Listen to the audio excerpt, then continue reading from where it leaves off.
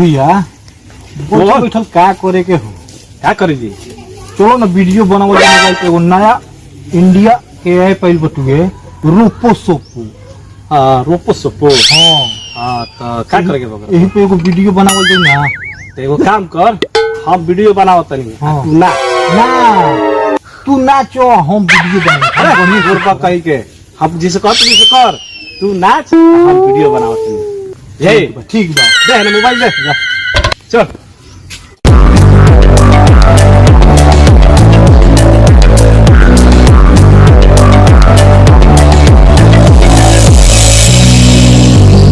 ए बाबू का चिल्लात रहो क्या के चिल्ला तो अरे सुनता था रे अरे वीडियो बनावत तनी जा अरे जो कही जो हमार हालत खराब है तो हन के वीडियो बनाता था रे क्या करी जा जल्दी आवर चढ़ रे अरे ढकलुआ ना देखत तो ना रे का चिल्लात रहो अरे तबियत नु खराब बहुत बजे वीडियो बनाओ रुको अभी हम वीडियो पागल हो के हो सरकार वीडियो बनावत रह जा तू लगा देख जरे हवा का रे ए ससु वीडियो बनाता हालत खराब का भइल बा हो ए ससु हालत खराब बहुत बा मूर्ति हैं भैया हो का भइल तो बुखार लग गइल बा बे हो अरे जल्दी से हो यार चल चल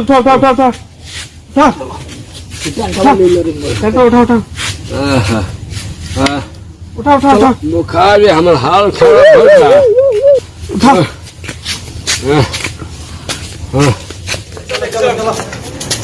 चल भैया लेके चल भैया डॉक्टर साहब अच्छा हाँ ठीक बा ते काम करे वाला एगो दुख खराक जोन दिलवा ने आई एम ढूकी सर जल्दी से हमारा के कहानी की इंग्लिश में ना डॉक्टर साहब से परमिशन नहीं है आज हम सब जा आओ देखी ना हमारे बाबू के का हो गई हां हो देखी ना अचानक में लोग रहन हाथ पे बैठाओ एक बैठा नु बैठा को बोली जा बाबूजी बैठा इधर इधर तो इधर टाइट रहो अरे जा साहब जी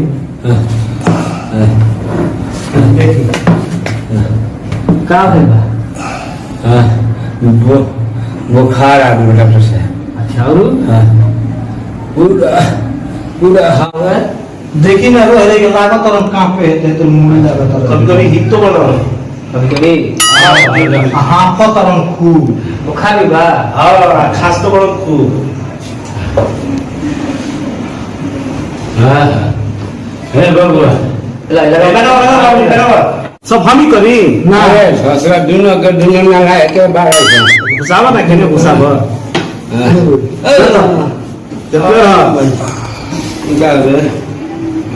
हां सर्दी खांसी के घड़ी बुखार के सीरियस होता करी हमने के केहू नहीं के डॉक्टर साहब को बाबू का हमारे दोनों भाई के ये हमके सहारा 110 बरस को होई होगी बनी ओह नो अरे निकाल सके रुका ना हां ठीक है निकाल निकालो भैया निकालो दिखाओ ये डॉक्टर दिखाओ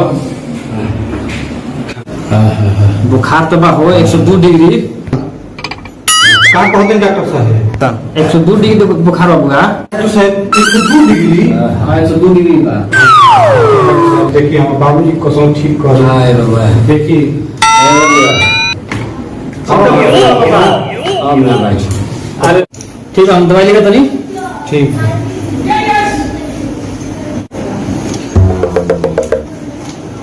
भाई दवाई लिख रहे सुनो हां भाई दो टैबलेट दे किलो आई मेरा के कूट के बॉडी में कूट दियो कूट के मेरा के 3 तरह दे दियो समझ में गया ले जा जो कहता है लोग समझ लिए हां हां डॉक्टर साहब बोलने के पहुंचे ठीक है हो जी डॉक्टर साहब एकदम ठीक हो जाएगा एकदम ठीक हो जाएगी घबरा के नहीं बॉडी जी का ध्यान दो डॉक्टर साहब ठीक है तब ले जा और ले जा चलो भाई चलिए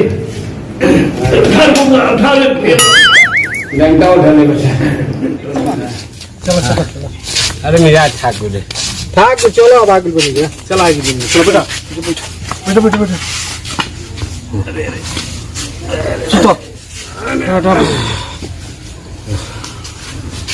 तकिया दे दे तकिया। हाँ बाबूजी मुझे उठावा। हाँ हो भैया। हाँ दवाइया खियावल जी नी। हाँ जल्दी दवाई खा। का कहला हम डॉक्टर साहब, हमरा यादे नहीं पूरा भुला गेल बे। अरे पहले कूटे के बा। कूटे के बा। हाँ तो देरी का करे के बटू। तो कूटल जाओ। चलो कूटो।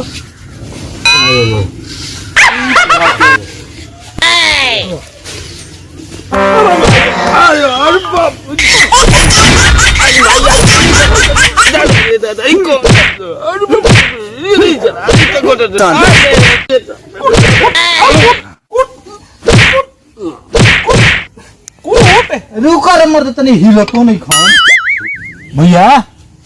अरे अरे मर्द हिलतो डलतो नहीं खान।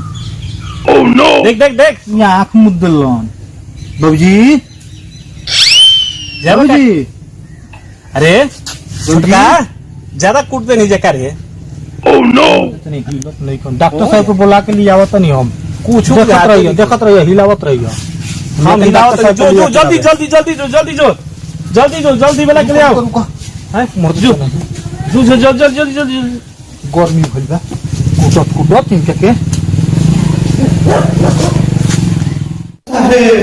डॉक्टर साहब देखी ना हमार बाबू ना हंसता रहे न बोलता रहे कुछ नहीं खन करता। खसम मुदले बड़ाने डॉक्टर साहब चलिए हमारे बाबू जी के देख लिए। क्या हो चल चल चल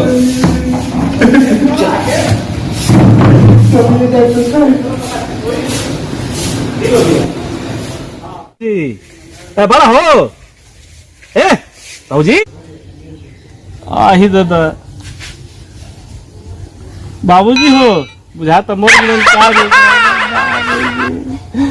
बाबूजी न बोला चलो देखी ना। चलो चलो चलो बोलो तरह न चलो तरह। अरे भैया देखे ना डॉक्टर साहब के लिए आई बनी आई बड़े।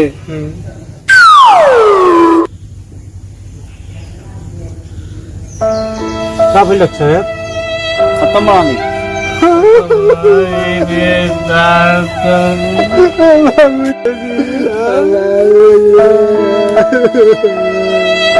चुप रहो चुप रहो। ए बुआ चुप रहो। ये बताओ लोग बोल। दवाई जो दे रही ओकरा खेल हा लोग। बाबूजी के कूट के खियावत रही जब बाबूजी खाते नहीं खाना खिए नहीं खान खोला। अरे बुढ़वा हम दवाई दे रही कूट के खियाव के नु। दवाई कूटे के खोले रही। हाँ, दवाई हम माने कि जो नहीं है कि बाबूजी के कूटे के वजह से भर तुम पहले बाबू के कूटो नहीं है जा। हम दवाई दे नहीं जा। एकदम बुढ़वा के तो हम लोग का बाल लोग हम कह रहे कि दवाई के कूट के दे के बड़ी बाबूजी के तो लोग बाबूजी कूट रहा लोग। हमने तो ये बुझाइला हो कल से बाबू के कूटे के बटू। तू ही कहलिस रे पूछली ही से। तो चुप रहो।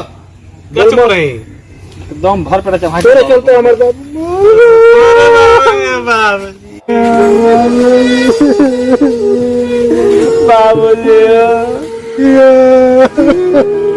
बाबूजी। देखिए हमने के वीडियो बनावे का मकसद ये बढ़िया कि शिक्षा बहुत जरूरी बा और शिक्षा ही धन बा। 2 रोटी वो सब कम खाई जा लेकिन अपन बाल बच्चा के पढ़ाई जा। भाई बात सही बा। 2 रोटी कम खाई लेकिन लइकन के पढ़ाई। हमारा पियकर रह जाई राउर लइका ना लायक रह जाई विधायक कबो ना बनी कोनो लायक ना रही। देखिए हमार करीम बेटा का कह पहले बात के ध्यान से सुन लेवे चाहिए। अब देखबे कहीं कि कैसे डॉक्टर दवाई देला हम डॉक्टर को अलान की दवाई के कूट के देवे के बा लेकिन ये आज पढ़ल लिखल रहता लोग नु तो अपना बाबू के नाक कूटता लोग कि अपना बाबू के कूट के तब कोनो के दवाई खियाओ तो लोग तो कहाँ से सूट करी। क्या करिए भैया हमने कंफ्यूज हो गए जैसे कि हमने के पढ़ल तो लिखल रही जाना कि हमने के कुछ बुझाई हमने के जनी जा कि डॉक्टर साहब कहते नहीं कि बाबू के कूटे के तो हमने के कूट देने जा हमने के ई ना बुझाइला कि दवाई के कूटे के वह हमने के समझ में ना आइला। ऐसे रोवो सब के अपन लइकन के पढ़ावे के बा समझावे के बा एक एक बात के ऐसे काम करे के चाहिए ना तो हमन ये लेखा हाल होई। बात समझी में तनिका के कूट के तो स्वाहा कर ही देनी जाए। बस तो- यही उद्देश्य बा कि शिक्षा बहुत जरूरी बड़ी है। बहुत बाकी और सब हमनी के आशीर्वाद बनैले रही।